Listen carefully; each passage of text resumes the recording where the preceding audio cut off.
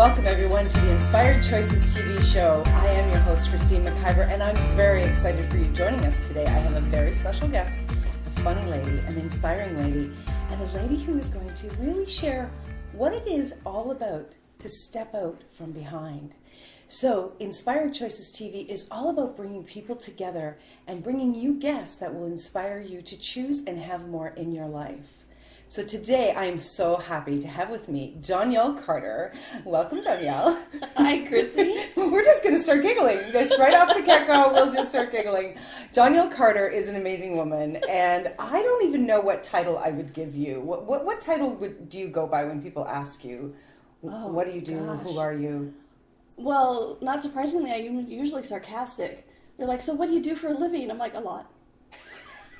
That doesn't help. I know, because I coordinate body classes all over the world. I do radio shows, I do TV shows, I do books, I do personal coaching, I do classes, I talk to people. I used to have a great little title, you know? Yes. Fit into one little thing, and that's what I did, and now I'm like, I do everything, and tomorrow I don't know what else I'll be doing. And you don't want to fit into one thing. No. So, Donnielle has a very interesting journey that she's been on in her life, and it's one that really inspired me. I met Donnielle, I think it was about 2.5 years ago. Oh, and gosh. I don't know when we didn't know each other. Yeah, it does feel like that. And what was really inspiring to me is you know, when you meet Donnielle at first, she's very quiet. And then there's this, what is that energy with Donnielle that starts to come out? And it's exciting. And it's I'm always learning something new about you.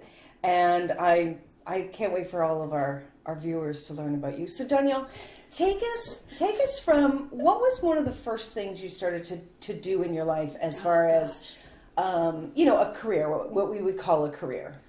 Well, oddly enough, I actually started basically at the age of 12.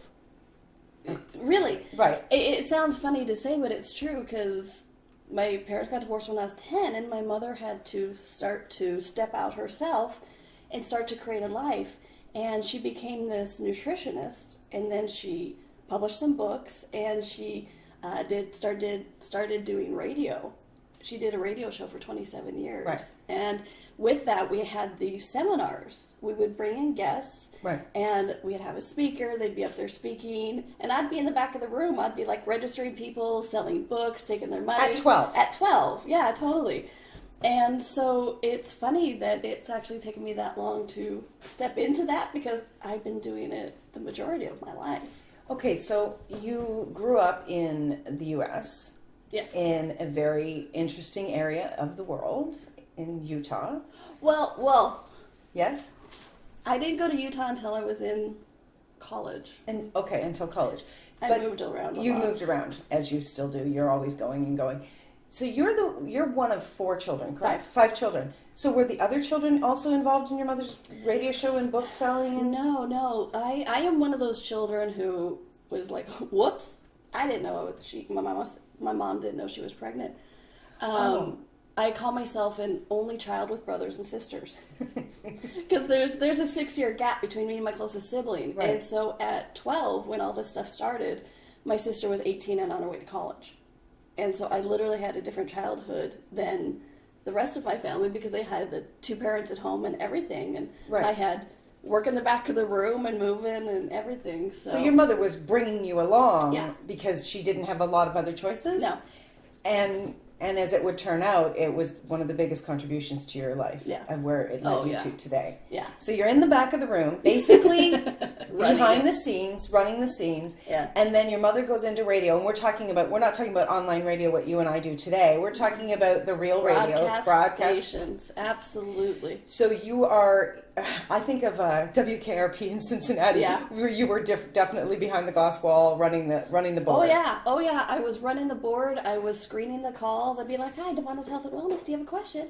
"All right, thank you." You know, your name and everything. And you know, even way before computers, I remember holding up a piece of paper with Lynn, line 1, and sticking it against the glass so my mom could see in the other room that line to pick up in the name and everything. Right.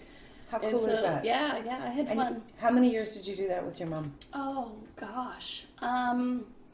I eventually wandered off to college and job and everything, but I always assisted her with it. Gosh, out of the 27 years she did a radio show, I was probably involved with at least 20 of them. Oh, wow. So you really got radio down, but from behind the scenes. From behind the scenes. So scared the piss out of me to talk. Right, because you were very much an introvert at that time. Oh, yeah. And scared. Oh, yeah. Okay, so now you go off to college. Yes. And what did you take in college?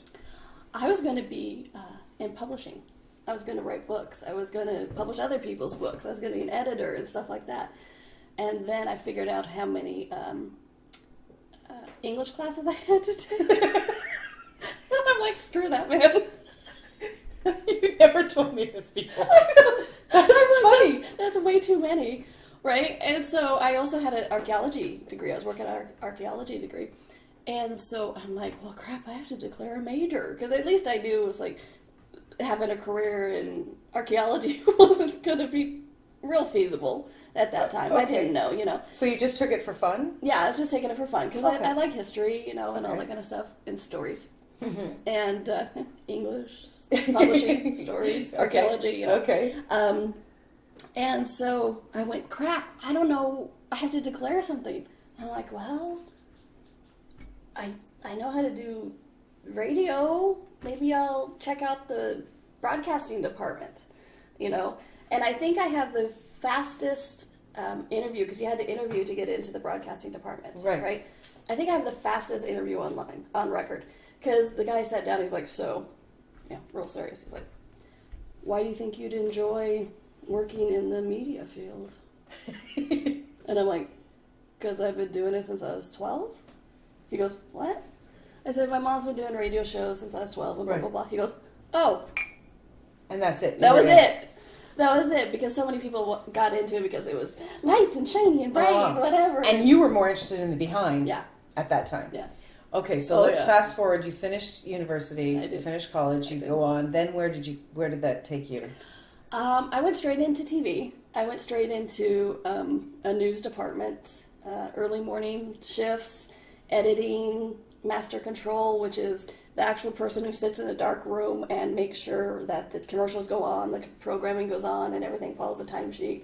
So I went straight into producing TV, basically, starting master control, and then you work your way up to editor, manager, and I was eventually a creative services director for a TV station, which means I was head of promotion production. Wonderful. Yeah, at 29. At 29 years old? Mm-hmm. Wow. Yeah. Okay. So you're still behind the scenes? Oh, yeah. I was so petrified and shy that if I had to, say anything to a microphone, I worked at a WB TV station. And so I'm like, Scooby-Doo will be right up, that kind of stuff, right? And my voice would, tremble, and I'd have, flop sweats, and it scared the piss out of me. I was in promotion, and I couldn't stand in front of a crowd. It was hilarious. And, if a camera was on, if I set up a camera, I would actually go the long way behind, so I wouldn't accidentally even walk in front of it, even though it might have been off or anything. I'm like, no. So what was it about being in front of the camera that really, literally scared the bejeebers out of you? Then I would have just said, oh, I'm shy or whatever, but really I was just judging the crap out of myself. You were judging yourself? Yeah, I was judging myself because at some point I decided I didn't need to be seen by the world, and I tried to hide. And one of the places I hid was in my body because I gained quite a bit of weight. I was quite heavy. And so when I would stand up in front of crowds, because it's we premiered one of the first Harry Potter movies, right? Oh, and wow. So I'm supposed to stand in front of a theater full of people and go, that was KUWB then. I lost the stations. KUWB welcomes you to, Harry Potter and the Sorcerer's Stone. Thanks for all coming, blah, blah, blah, blah. And I couldn't do it. I would stand up there and go, they're just looking at me and they think I'm fat and I shouldn't be here and I'm an idiot, and just all these kind of things would go through my head. And so I wouldn't do it. I would make somebody else do it, or the partnering radio station do it instead of us. It was crazy. Wow. Yeah. Okay, so we are obviously today in front of cameras. So something has changed. Something has changed, yes. So take us from where you refused to where you are today. Well, the very short version is my grandparents were dying. Complete twist, as usual. As usual with Donnielle, you never know where we're going to go. And I was the creative services director at the TV station in Green Bay, Wisconsin. Right. And my mom, they were my mom's parents, and she was taking care of them by herself. I mean, she had her husband, they lived in a house just up the hill, but my grandmother had broken backs, and so she was not very mobile, and my grandfather had dementia, so literally he had to be followed around and wouldn't sleep at night. And so as I talked to my mother, I could hear her slowly killing herself as well. As we know, that happens so much with caretakers. Yes. And so I'm like, she needs help. And I'm like, well, out of all the kids, I'm the only one without a husband or kids. I can quit my job and go help her take care of them. Right. And it was so funny because, and TV was literally killing me. You know, there's an expression and quote in TV, and it says, TV is a long dark hallway where good men go to die. Wow. I didn't get it. 10 years later, I got it. I'm like, oh. So I had a choice because I could either go to the network because I was the next level up and I had already, you know, like been interviewed by the network and stuff. Right. Or I could quit everything and go help my mom take care of my grandparents. And I chose that because I didn't want my mom to die, right. Really, you know. And I knew I could assist her with that. And it was really cool because I had the president of the station, the group of stations, right, come into town and say, hey, you ever change your mind, you let me know. We'll welcome you back anywhere.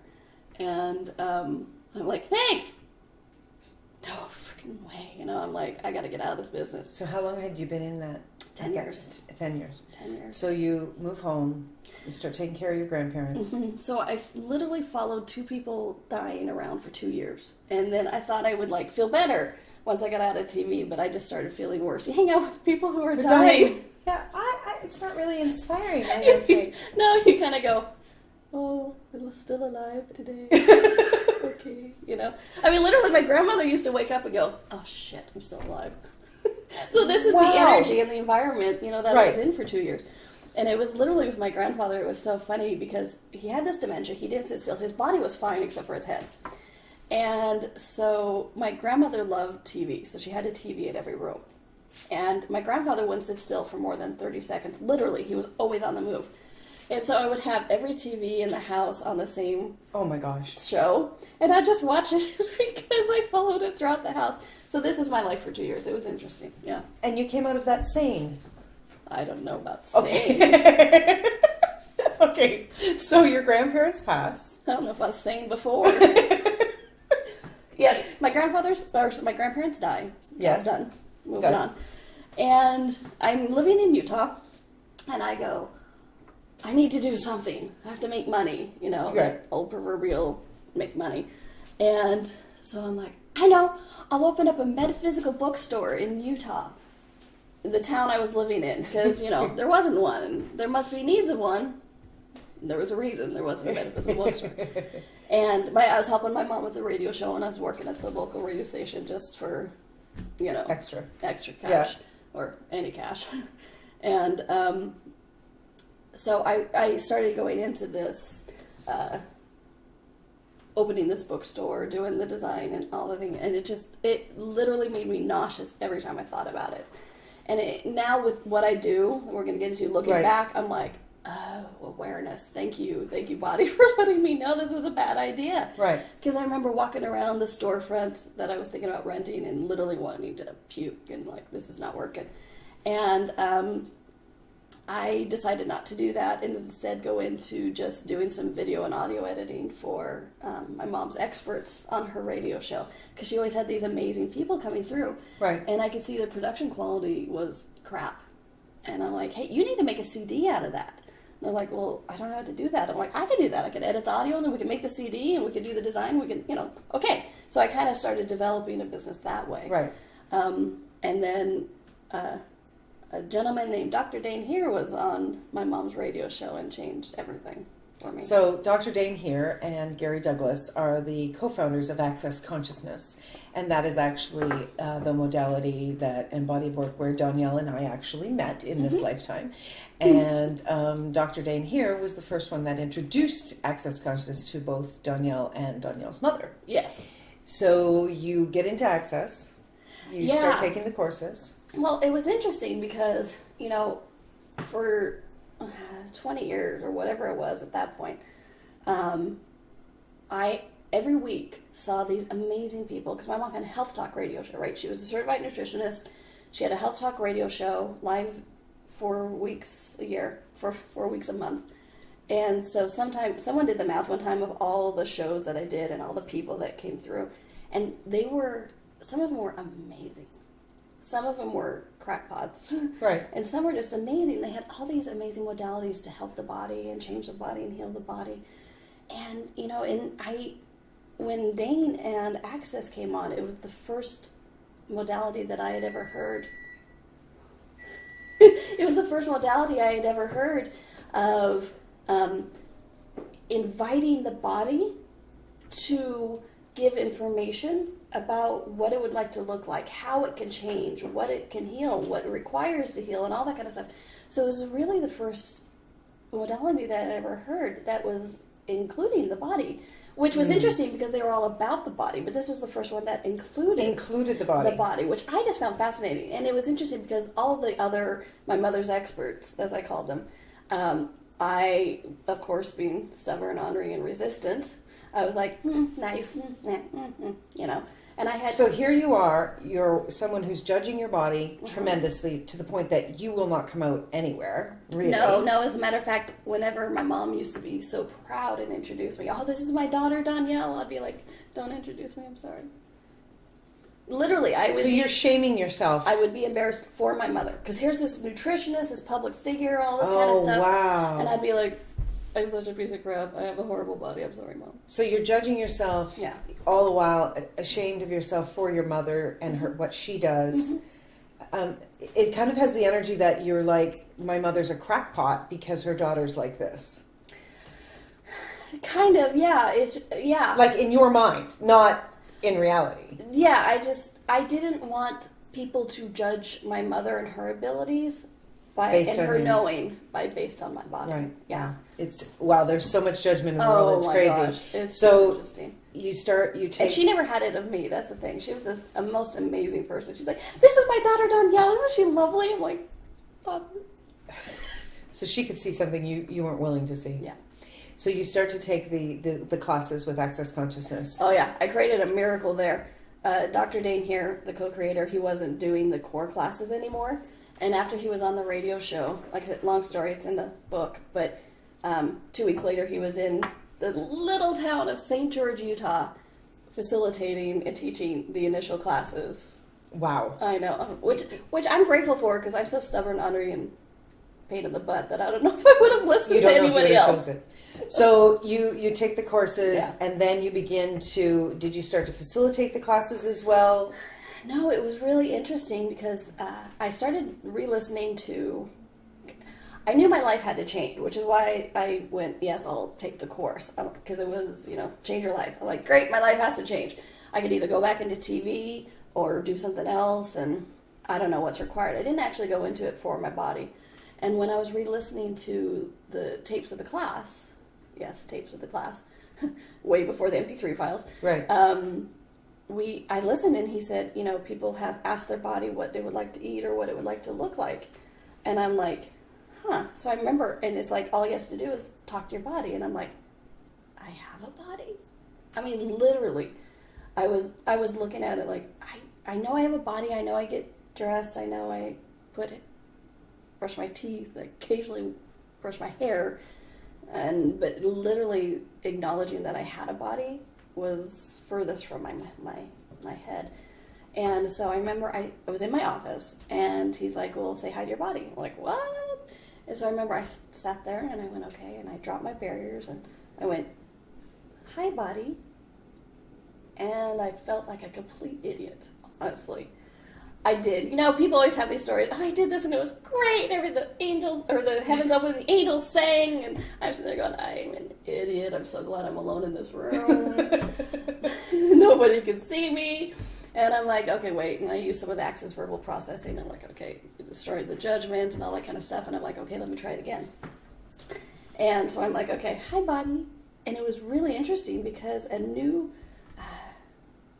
I actually got more energized in my world, in my life, simply because I acknowledged my body. And for the first time, I really began to perceive it. And what I mean by perceive it is, it's like, I know I have a body, but I started to perceive the energy of it and the flow of it and the contribution, not just the texture of it, right, but actually the depth of it, even like the blood in my veins and just the sensations. It was really interesting. So for someone that has no idea what the hell you're talking about. Yes, you have a body. You have a body. But where do we begin to perceive what you're speaking of? What is the first step? So you said drop your barriers. Yeah. Honestly, that's, people ask me all the time, and I'm like, what you do is just take a moment for yourself, wherever that is. I just did it in that moment in my office, but you could be outside, you could be in your bed, you could be on the couch, doesn't matter. Just take a moment for yourself, drop your barriers, and you don't actually have to visualize anything or say any chants or anything. You're just like, okay, drop my barriers, because you ask for it to happen, and it will. And just, I like, put your hands on your thighs or arms, or just so you have some more of a tactile connection to your body, and say, hi, body. And just literally, hi. And see what shows up. And it's really interesting because your body has a consciousness of its own. And that is what I really started becoming aware of. Because when I was talking about Access consciousness was the first thing that included the body, that's what I meant. It included the body, like, because it says your body has a consciousness of its own, which a lot of people are like, what the freak do you mean by that? Is it going to wander off without me? What do you mean conscious of its own, right? And it's like, well, do animals and plants have an energy and consciousness of their own? They're like, yeah, it has a personality, the earth has a personality. And I'm like, yeah, so your body is made up of very similar elements and molecules. It's found, on the periodic table. And I'm like, so is it possible then that your body, those molecules also have a consciousness? And people are like, oh, yeah. I could perceive people going, oh. And so it's like, with that consciousness, it's not like, it's a separate thing from you, but your body actually knows what it requires to change, to heal, to be, to enjoy, and it's constantly giving you information about the world that's going on around you. It's like, have you ever been walking down the street and gone, oh, I should cross streets, danger ahead, or whatever. Right. It's like your body has all this amazing information that it's telling you and giving to you in so many ways. Like when I was talking about walking around the storefront and I started feeling nauseous. Right. That was my body, facilitating me going, don't do this. Right. Don't do this crap. That's okay. So now you start to do this with your body. Yeah. And your body significantly began to change. Yeah, I lost 10 dress sizes in 4 months. 10 dress sizes in 4 months. So you've been around health people all your life, and I know that you've told me they said this is unhealthy, you're going to get sick, there must be something wrong. Everything said, bad. Well, and I think that's one of the things the other thing that really drew me to the tools of Access Consciousness was the first thing that didn't want to fix me and then take credit for it.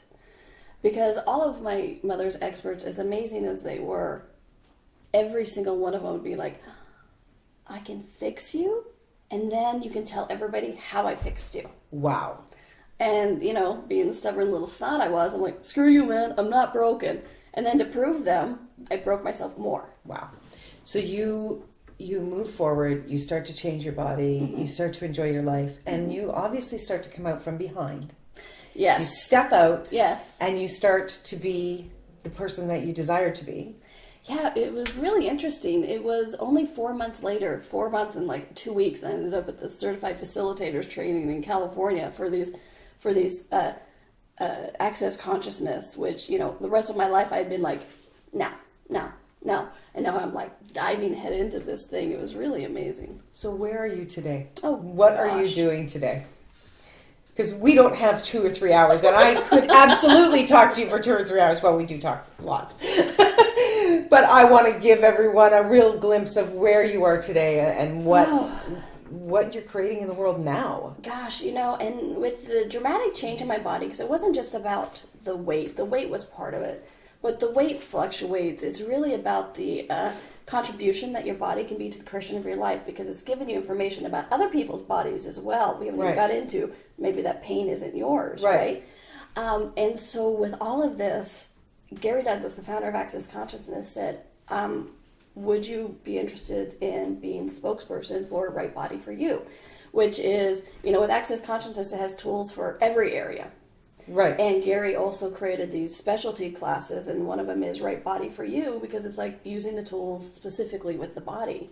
Right. And he's like, would you like to be the spokesperson for that? I'm like, yes. And I'm like, what did I just say?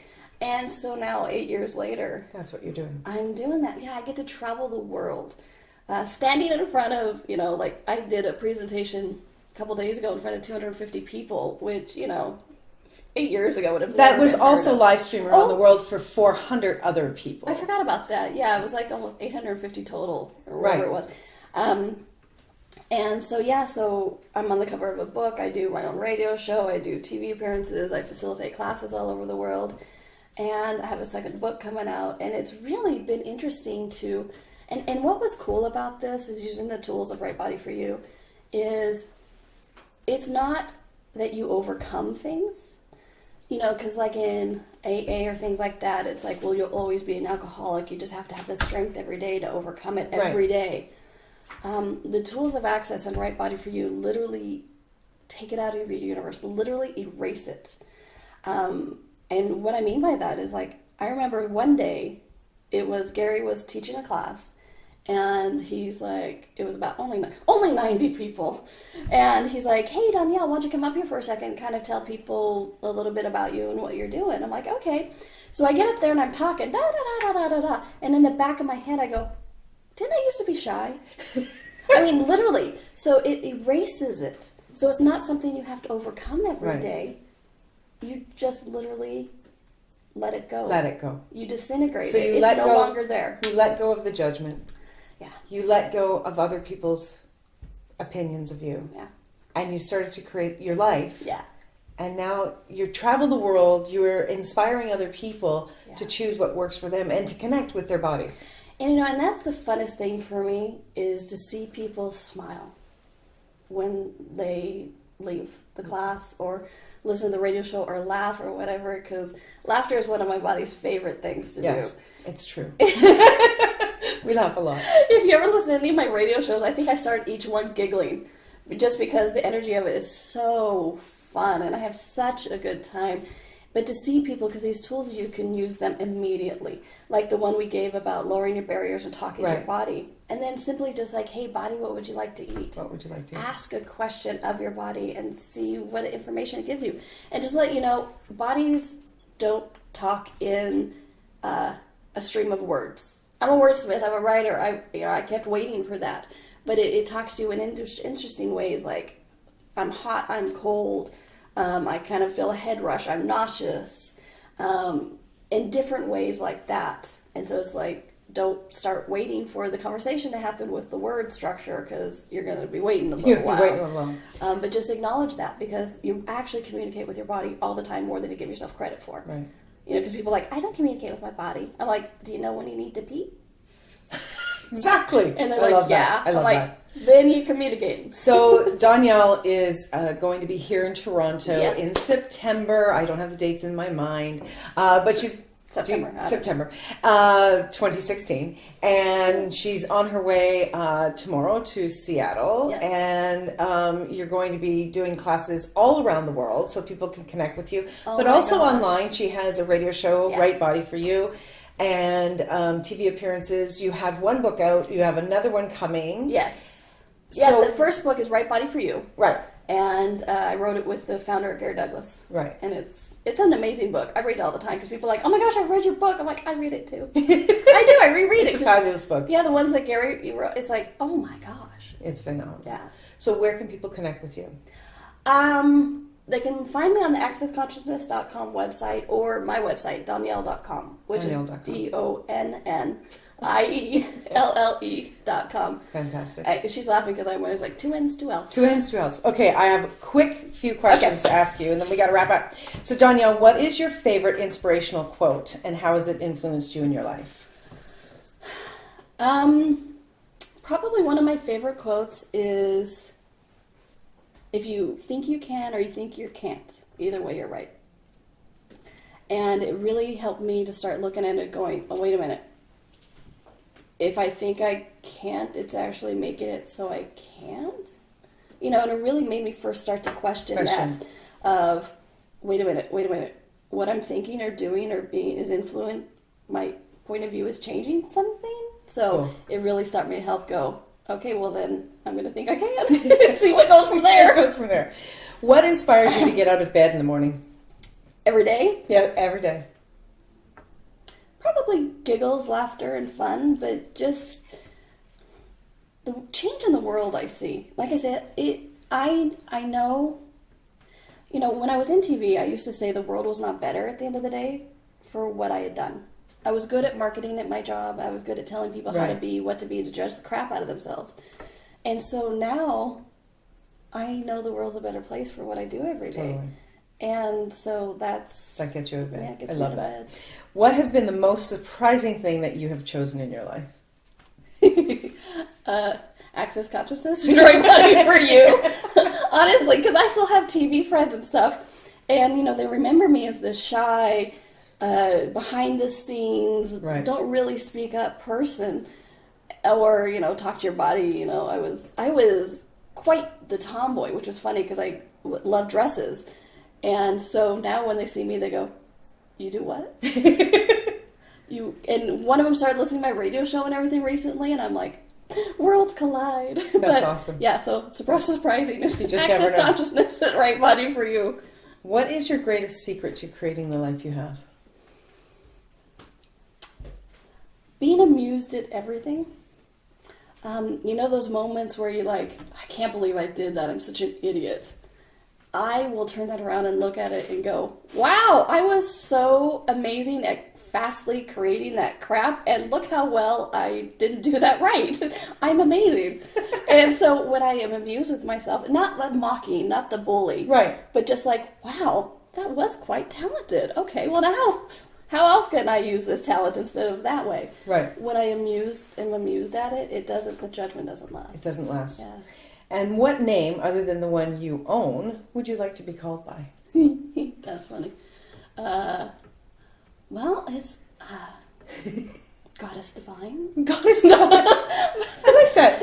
I had a pen name, Crystal, Kristelle. I was going to be Crystal pen name. I don't know. Gosh, I have so many names. Goddess Divine. Goddess Divine. Okay. That's right, from Pride for Prejudice, from the Jane Austen fans. I hear them out there going, hey, that's mine. I'm like, I know. I'm borrowing it. Donnielle, thank you so much for being with us today and sharing your story. And I can't wait to see where you go moving forward with Right Body for You. And the second book coming out. I can't believe I'm so excited. I know. I'm so excited. Thank you for having me. It's been so much fun. So if you are interested in learning about more how you can step out from behind and be all that you desire to be without the judgment, check in with someone local, a coach, check online, who pops for you. Check out Donnielle Carter and Right Body for You. It's an amazing contribution to you and your body, and you can actually start having fun with your body. What? Thank you, everyone. Come back next week. We will have another inspiring guest to share with you what they're doing in their life and how they're creating even more. Bye for now.